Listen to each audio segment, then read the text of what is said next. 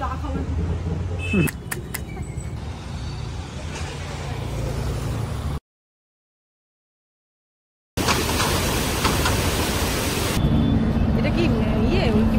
Hello everyone, welcome back to another আড্ডা।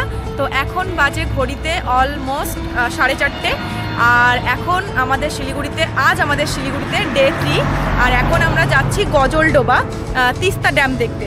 আমি এর আগেও একবার এসেছিলাম, তখন আমি গেছিলাম ওখানে। তো বর্ষাকালে জাস্ট ভিউটা অসম লাগে। এখন শীতকাল, অনেকটা জল শুকিয়ে গেছে, কতটা তোমাদের দেখাতে পারবো আমি বলতে পারছি না। আর আরেকটা কথা বলবো, তোমরা অনেকেই ভাবছো যে আমরা কোথাও ঘুরতে এসছি। আসলে ঘুরতে এসছি, কিন্তু আমরা এক্স্যাক্টলি এসছি শিলিগুড়িতে। এখানে আমার মামা শ্বশুর থাকেন, উনি চাকরি সূত্রে এখানে থাকেন, ওখানে ওনার কাছেই এসছি। আর ওখানটায় একটু মানে শিলিগুড়িটা ঘুরবো, তারপর যদি সময় পাই আমাদের মনে হয় তাহলে আমরা একটু সিকিমের ওই সাইডটা যেতে পারি। মানে ঠিক হয়নি এখনও কোথায় যাব, তবে যেতে পারি। এবার সেটা যদি যাই অবশ্যই তো তোমাদের সাথে শেয়ার করবই। এখন মোটামুটি আমাদের ট্যুর চলছে শিলিগুড়িতে, তো চলো দেখতে থাকো। শিলিগুড়ি থেকে গজলডোবার ডিস্টেন্স অ্যাপ্রক্স 40 কিলোমিটার। তোমরা যদি কলকাতা থেকে বাসে করে আসো তাহলে শিলিগুড়ি নেমে শেয়ার কার বা প্রাইভেট কার রেন্ট করে চলে আসতে পারো। আর যদি ট্রেনে করে আসো তবে এনজেপিতে নেমে ক্যাব বুক করে পৌঁছে যেতে পারো গজলডোবায়। স্থানীয়রা এখানে পিকনিক করতে আসে। এখান থেকে সানরাইজ আর সানসেট দুটোই খুব সুন্দর দেখায়। আর কপাল যদি খুব ভালো থাকে এখান থেকেই দেখা মেলে কাঞ্চনজঙ্ঘার। শীতকালে প্রচুর পরিযায়ী পাখি এখানে আসে, যা বার্ড লাভারদের জন্য এক বিশাল অ্যাট্রাকশন। এখন শীতকাল, তাই জলের পরিমাণ অনেক কম। দেখো ওই যে দূরে দেখা যাচ্ছে তিস্তার বিস্তীর্ণ চর, আর জলটাও এখন অনেক ক্লিয়ার।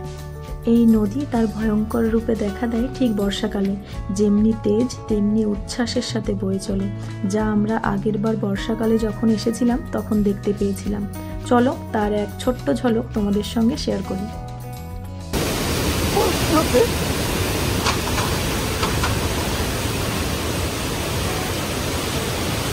আর এখানে মামা দিদাকে নদী আর ব্যারেজের গল্প শোনাচ্ছে। ওখানে আমরা বেশ খানিকটা সময় কাটিয়ে চলে গেলাম নদীর পাড়ে বসা বাজারটাতে। এখানে বিক্রি হচ্ছিল নদী থেকে ধরা মাছ, গুগলি আর প্রচুর পরিমাণে শুটকি। আর এই মাছটাকে কি তোমরা কেউ চেনো? এর নাম হলো বরলি। মাছটা আমি কখনো খাইনি, তোমরা কারা কারা খেয়েছো কমেন্ট করে জানিও। বাজারটা দেখে আমার অনেকটা দীঘায় যেমন বাজার বসে তেমনটা মনে হচ্ছে। এখানে প্রচুর মাছ আর ডাবের দোকান। ফেরার সময় আমরা এই ভাপা পিঠে খেয়ে নিলাম। শীতকালে গরম গরম ভাপা পিঠে খেতে আমার তো দারুণ লাগে। তো আমরা চলে এসেছি শিলিগুড়ির একটা লোকাল মার্কেটে। আর এখানে রাস্তার পাশে এই পটের দোকানটা দেখে না আমরা দাঁড়িয়ে পড়লাম। এখানে সেরামিকের খুব সুন্দর পট, তারপর পোড়ামাটির বিভিন্ন মূর্তি সব এখানে পাওয়া যায়। এত সুন্দর না জিনিসগুলো, প্রতিটা জিনিস খুব সুন্দর। কিন্তু আমি ভাবছি যে এগুলো আমি বাড়ি নিয়ে যাবো কি করে। এখান থেকে নিয়ে গেলে না ভেঙে যাওয়ার চান্স থাকবে, ওই জন্য ভাবছি যে কি করা যায়। এত সুন্দর, ভাবতে পারবে না। দাঁড়াও তোমাদের দেখাচ্ছি।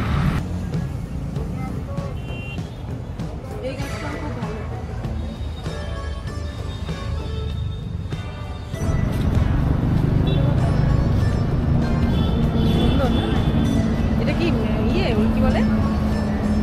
ব্রোকলি? না ইসের মতন খেতে হয় নাকি এটা দেখার জন্য? তো আমরা যেখানেই যাই, মানে গাছ অ্যাডিক্টেড যারা, তারাই একমাত্র আমাদের ইমোশনটাকে বুঝতে পারবেন। যেখানেই যাই, বনে বাজারে, সব জায়গায় গাছের খোঁজ করি। দেখো এখানে এসে আমি একটা গাছ নিয়ে নিয়েছি। আর আগের দিন আমরা কোথায় যেন গেছিলাম, মিরিক গেছিলাম। মিরিক থেকে আমরা 2টো গাছ নিয়ে এসেছি। আমরা জানি না আমরা কলকাতা পর্যন্ত এটাকে কি করে বয়ে নিয়ে যাব, কিন্তু কোনো থেমে নেই, আমরা চলছে। গাছ কেনা অলরেডি চলছে, এই যে এটা দেখলাম। আর আমরা ছোট্টর মধ্যে খুঁজছি, আমরা যাতে একটা কার্টন, ওই জলের যে কার্টনগুলো হয় না পেটি, ওটার মধ্যে যাতে নিয়ে যেতে পারি, তার জন্যই ছোট সাইজের গাছ খুঁজছি। বড়গুলোও ভালো খুব, কিন্তু আমরা ছোটর মধ্যে খুঁজছি। বয়ে নিয়ে যাওয়া একটা বিশাল মানে মুশকিলের কাজ। ক্যালিফিয়া নিলাম, একটা ক্যালিফিয়া সুন্দর। অনেকদিন ধরে ভাবছিলাম এটা নেব। এক ঝুলি ব্যাগ নিয়ে আমরা যাব। এই যে এত গাছ কিনেছি। তো তোমরা যারা শিলিগুড়িতে আসবে তারা অবশ্যই দাদাভাই নার্সারিতে আসবে। এই যে কাকুর কার্ড, আর কাকু কিন্তু খুব রিজনেবল প্রাইসের মধ্যে গাছ দিচ্ছে। সত্যি মানে আমি অনেকগুলো দোকান ঘুরলাম, তো আমি এত কমে কোথাও পাইনি। সত্যি বলছি, তোমরা আসতে পারো, অবশ্যই ট্রাই করো। এই যে কাকু দেখে নাও তোমরা সবাই। সুন্দর গাছগুলো, খুব সুন্দর দেখতে। ওটার মধ্যে কোনটা নেব? নাম হলো পেট্রোনিয়াম। পেট্রোনিয়াম বললে না? পেট্রোনিয়াম। আমরা এখন দেখছি সেরামিকের পট, কারণ আমরা যে গাছগুলো নিয়েছি সেগুলোকে পটিং করার জন্য আমরা ভাবছি সেরামিকের কোনো পটে রিপোর্ট করবো ওগুলোকে, তার জন্য আমরা এখন পট দেখছি। আর ওগুলো না তোমাদের বাড়ি গিয়ে একবার সোজা কলকাতা গিয়ে দেখাবো। ওইগুলো এখানে আর শিলিগুড়িতে আমাদের কী কী গাছ কিনলাম দেখাবো না, সোজা কলকাতা ফিরে তোমাদের গাছগুলো দেখাবো। আর মোটামুটি আমরা 10-12টা গাছ তো নিয়ে নিয়েছি, তাই না?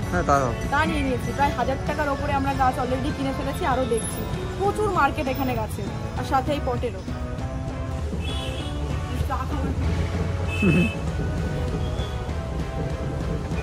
এটা কি বলতো, গাছ লাগাতে লাগাতে ধরো তোমাদের কোথাও চুলকাচ্ছে, তখন আমরা ইজিলি চুলকে নিতে পারবো, ঠিক আছে? একটু খামচে দেবো, খামচে। তো গাইস তোমরা দেখো জাস্ট, আমার হাতে অলরেডি 2টো ব্যাগ, আবার আকাশের হাতে এরকম একটা ব্যাগ, তো 3টে ব্যাগ আমরা নিয়ে যাচ্ছি। আর এর আগের দিনও আরেকটা ব্যাগ নিয়ে আমরা বাড়ি গেছি, সেটা পাহাড় থেকে নিয়েছিলাম, মানে কিসে দেখেছিলাম বল, নামটা ভুলে যাই বাবা।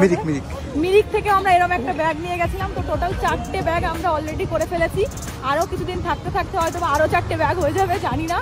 আমরা মোটামুটি 2000 টাকার গাছ কিনে ফেলেছি। আর দেখো এই জায়গাটার নাম কি অদ্ভুত, তাই না? তো চলো আজকের মতো টাটা, দেখা হচ্ছে নেক্সট কোনো আড্ডায়।